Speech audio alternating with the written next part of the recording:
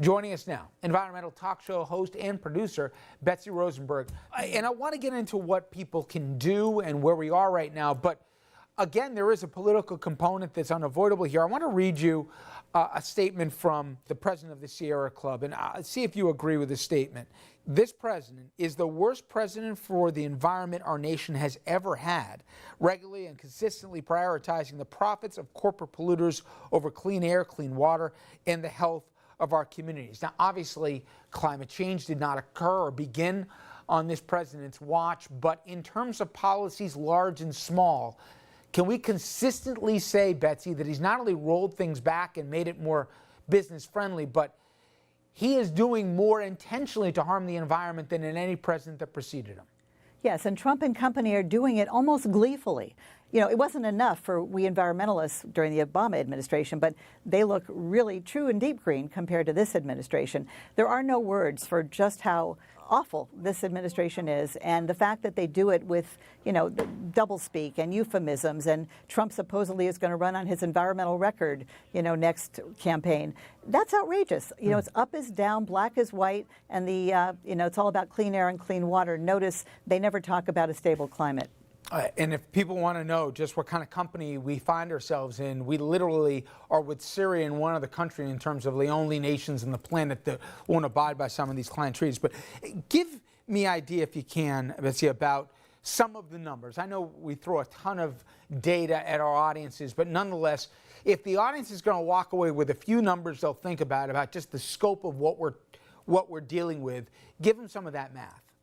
First of all, 20 out of the last 22 years have been the hottest. March was the hottest March ever on record. So we are going exactly in the wrong direction quickly. If this president and his administration have their way, it's estimated there will be something like 200 million metric tons more of greenhouse gases in the atmosphere by 2025. That's a mere 5 years away if they're allowed to do what they're trying to do. 350 parts per million of gases in the atmosphere is considered the safe level. Well, we are at 410 right now. Look around. Does it look like our weather is safe for property, for lives, for our health, for our economy? We have so much work to do and so little time. The climate window is closing. I hope that number illustrates just how much trouble we're in.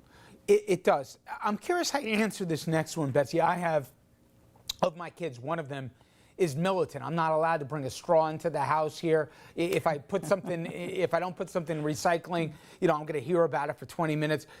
The point is, while that's all helpful, does it run the risk that people are satisfied with little, you know, personal changes that are sufficient? I mean, as you describe it, the clock is quickly running out of time. We need draconian, dramatic differences. How do you look at it, at least with a younger generation, that understands they need to do more, but do we run the risk of just not doing enough fast enough? Not only that, Richard, and thank you for your coverage of climate change. We don't get enough of this in mainstream media.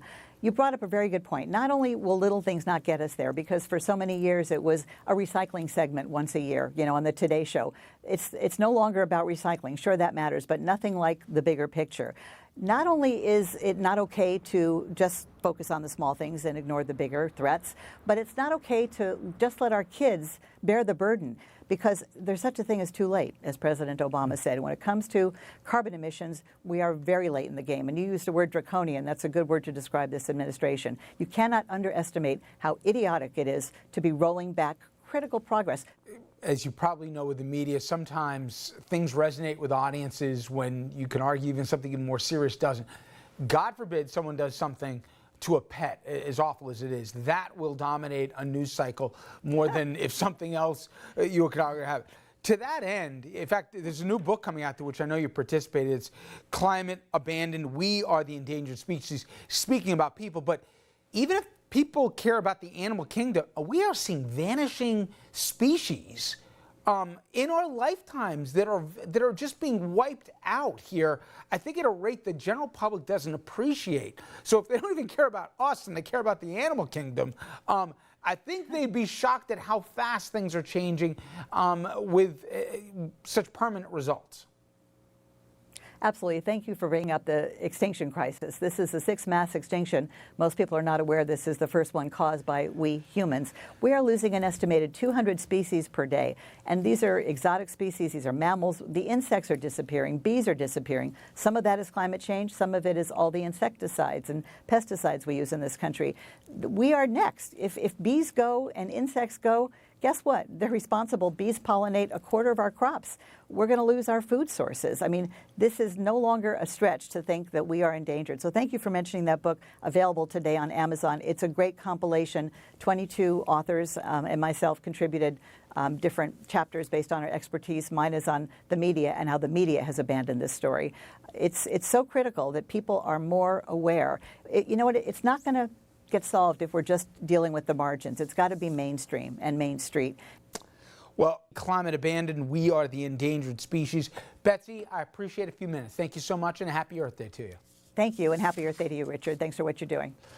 And up next, a story about second chances. Out of prison, but not out of luck. How a cardinal, a former governor, and a first lady are helping former inmates give back to society after they're done paying their debt to society.